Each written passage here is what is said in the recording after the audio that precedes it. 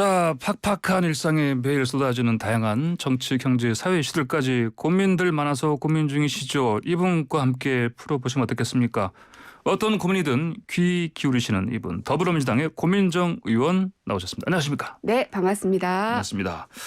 먼저 민주당 고민거리부터 좀 보시죠. 네. 이재명 후보가 어제 이런 평을 내놨습니다. 민주당 선대위의 반성, 쇄신이 국민 마음을 돌렸다. 당에서는 우리는 꿀벌 선대위 이런 표현도 나왔고요. 자, 고 의원께서 공동상황실장으로서 선대위 변화 체감하십니까? 가장 큰 문제 지적점은 기민하지 못하다라는 것이었죠. 예. 근데 이제 거기에 대한 지적은 지금 이제 나오지 않잖아요. 그걸 보면 네. 부족한 부분을 보완을 해가고는 있다. 예. 하지만 제가 보기에는 여전히 부족한 것 같습니다. 좀 더 노력해야 되고, 예. 물론 이제 지지율 변화가 좀 있기는 하지만 이것이 우리가 안정적이다라고 저는 절대 볼 수 없고요. 예. 상황이 계속 요동치고 있고 또 이제 저쪽 진영에서도 선대위가 출범을 했기 때문에 예. 저희가 더 기민하고 더 꿀벌처럼 하지 않으면 쉽지 않을 수 있다 생각합니다.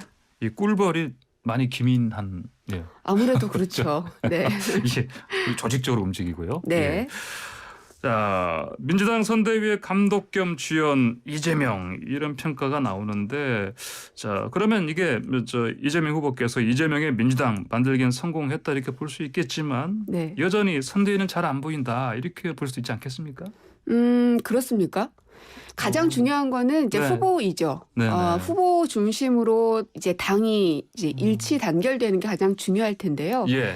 후보가 보이지 않고 뭐 위원장이 보인다든지 당 대표가 보인다든지 그거는 정말 선거의 패배로 가는 지름길이라고 생각합니다. 예. 그래서 저희 의원들이나 혹은 선대위에 있는 모든 사람들은 어쨌든 후보는 이재명 후보이기 때문에 예. 그 사람이 갖고 있는 국정 철학과 앞으로의 방향성에 대해서 적극적으로 지원하고 지지하고 또 이게 풍성하게 만드는 게 저희 역할인 것 같은데 예. 그런 측면에서는 저희가 잘 가고 있는 것 같습니다. 그렇군요. 알겠습니다. 자, 최근에 논란이 됐던 거 있잖아요. 그 외부 영입 인사 1호 조동현 전 선대위원장 사실 이제 사생활 문제 여기에 대해서 얘기가 많았는데 이제 고 의원께서는 뭐 특별한 코멘트나 입장 내지 않으셨지 않습니까? 네. 어떤 마음으로 이 논란 바라보셨습니까? 일부러 입장을 내지 않았습니다. 저라도 기사 확산을 좀 막고 싶었고요. 예. 아이들의 인권이 결부되어 있는 문제이기 때문에 이제 저는 어쨌든 저도 아이를 키우는 엄마여서 감정이입도 굉장히 많이 되고요. 예. 조동현 씨를 선대위원장으로서라기보단 그러니까 네. 민주당의 영입인재라고 보다는 예. 같은 엄마로서 그리고 같은 여성으로서 또 비슷한 나이대 네. 게다가 인재 영입 1호 저도 1호였었거든요. 예. 문재인 대통령 네. 당시에. 예.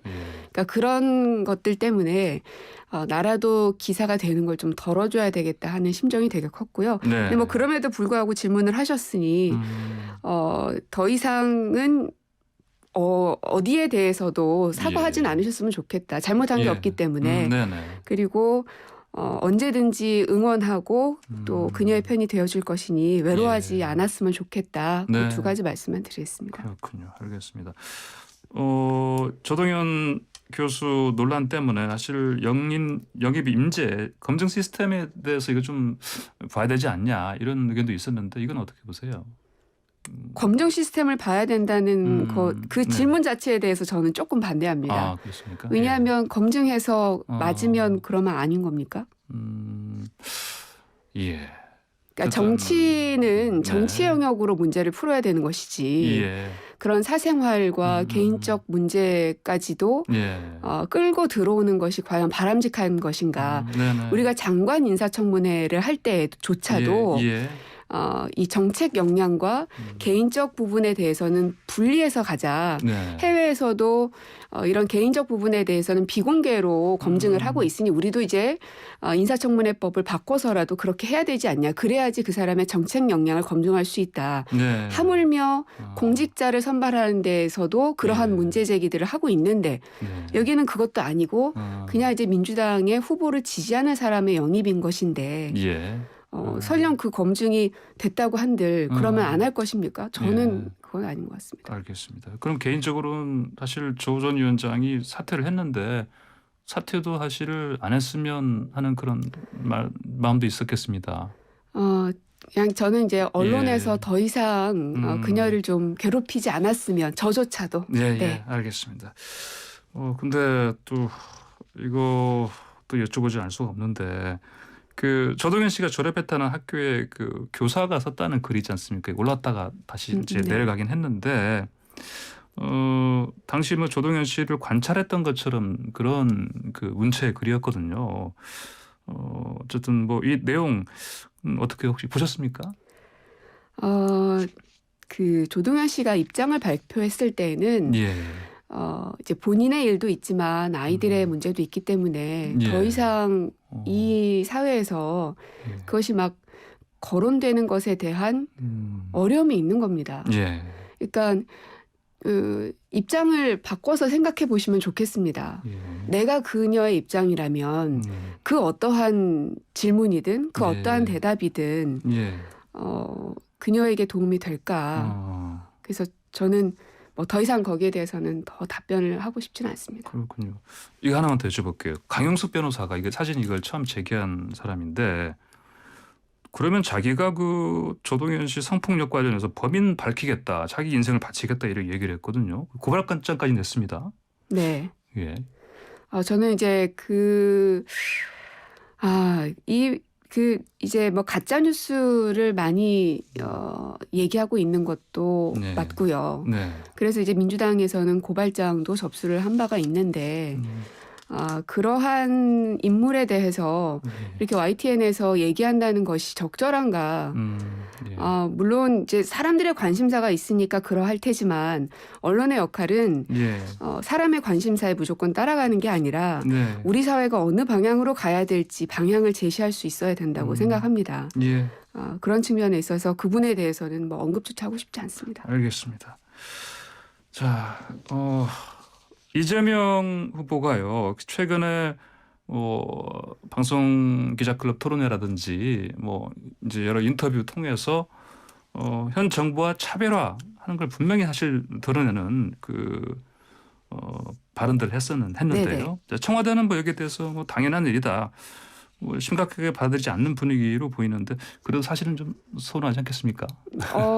서운하길 바라는 분들이 있겠죠. 이게 뭔가 예.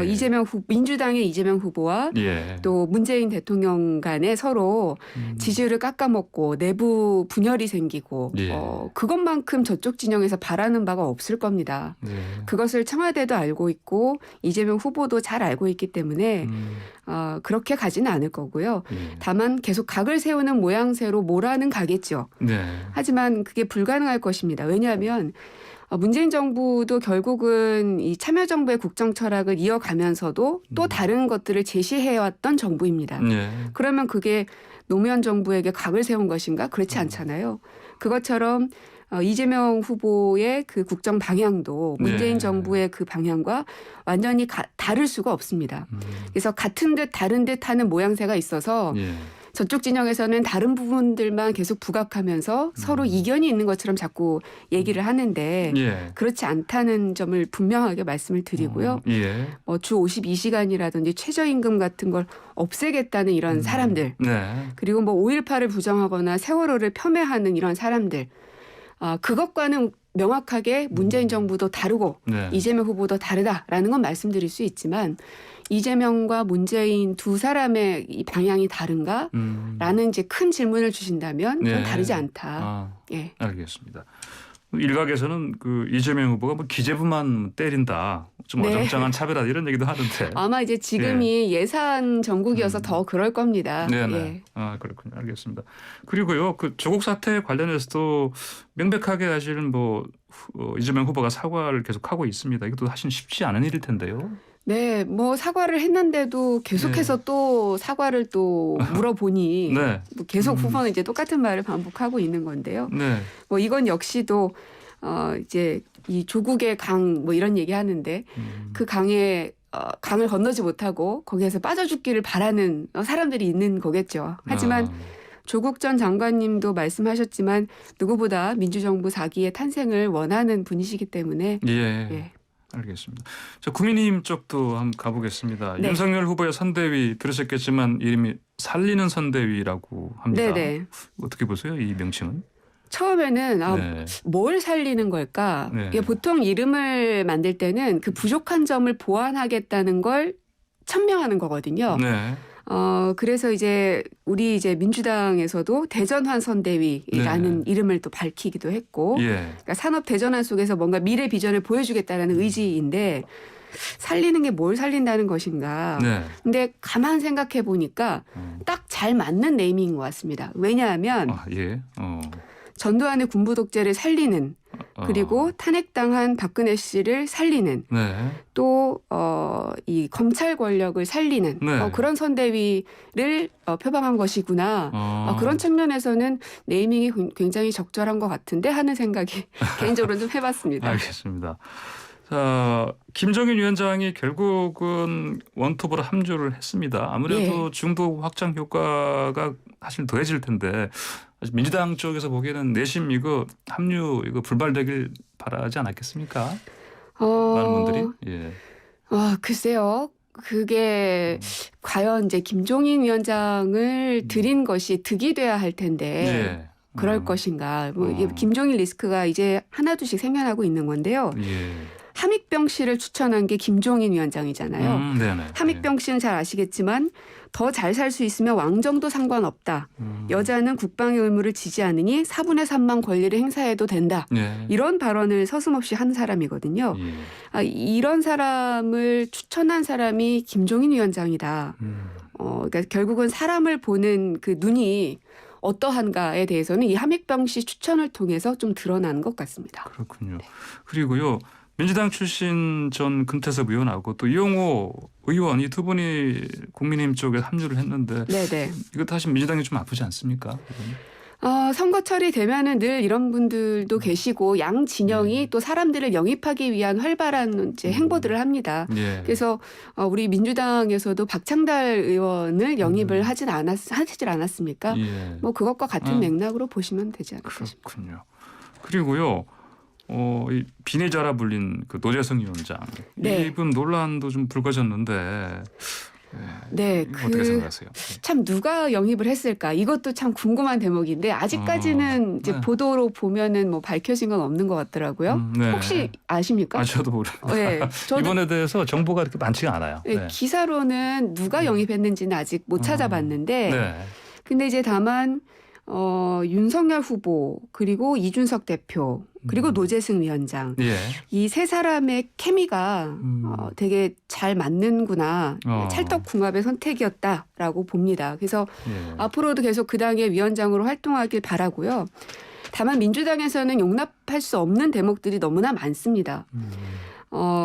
그 이준석 대표가 이 노 위원장을 영입하기 전날에 네. 그 동영상을 공유를 하면서 예. 그 이상을 기대해도 좋다라는 얘기를 했거든요. 그래서 예. 뭔가 대단한 것이 이제 펼쳐질 건가 보다. 이 노재승이란 분을 통해서. 예. 라고 이제 바짝 긴장도 하고 기대도 하고 그랬는데 그 기대 이상의 그 무엇이라는 것이 그분의 발언이나 최근에 그 발언에 대한 대응을 이렇게 들어보면 네. 정규직을 폐지하겠다. 그다음에 집회를 막는 과정에 있어서의 경찰의 실탄 예. 사용을 허용해야 된다. 예. 실탄 사용. 그다음에 세월호하고 5.18을 폄훼하는 거는 말할 것도 없고. 그래서 이준석 대표가 생각하는 대한민국의 미래상이라는 것이 예. 바로 그 이상이라는 게 바로 이런 대목이었던가. 결국 이제 선대위원장을 누군가 외부에서 영입한다는 건 그 사람을 통해서 우리 당의 정체성을 또 보여주는 것이기도 하잖아요. 예. 그런 측면에서는 윤석열 후보와 또 이준석 대표가 말한 것들을 노재승 위원장을 통해서 발현하려던 것이었던가. 그래서 끝까지 놓지 않고 같이 가셨으면 합니다. 알겠습니다. 자, 홍준표 의원요. 홍준표 네네. 의원 그 청문홍답 게시판에 고민정 의원님 관련 질문이 올라갔어요. 그러셨더라고요. 예, 보니까 질문자가 고민정 의원을 어떻게 생각하느냐 했더니 홍 의원이 쓸데없는 고민만 많은 분 이렇게 쓰셨던데 네. 아마 홍 의원이 이 코너 고민정 코너 애청하시나 본데요. 네. 예.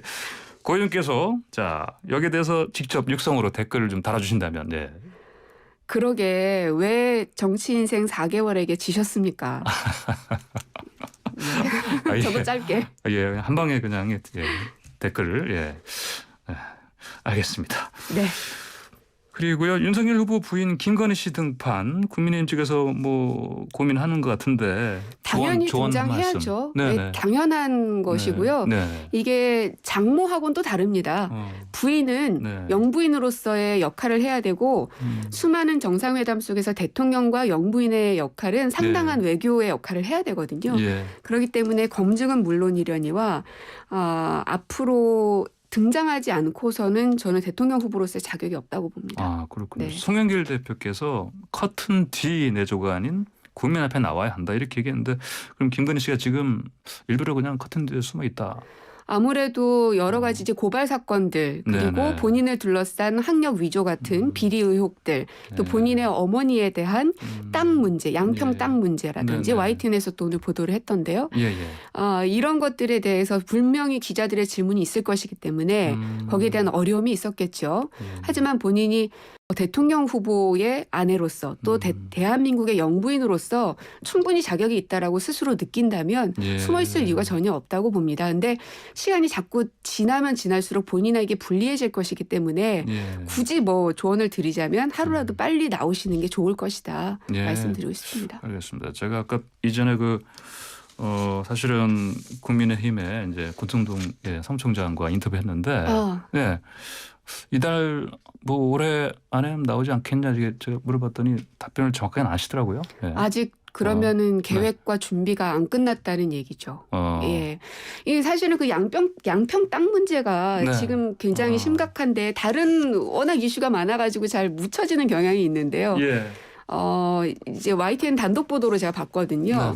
문제가 있었다라는 것을. 그래서 결국은 이제 기자들이 언론이 해야 될 역할은 그러한 문제가 되는 부분을 명확하게 검증하고 없다는 것을 국민 앞에 좀 이렇게 증명해 보여 주십사 하는 부탁도 좀 드리고 싶습니다. 알겠습니다. 자, 고민님. 네. 오늘 말씀 고민은 여기까지 같이 해보겠습니다. 매주 고민이 많아지셔서 죄송합니다. 말씀 잘 들었습니다. 감사합니다. 네, 고맙습니다. 지금까지 민주당의 고민정 의원과 함께했습니다.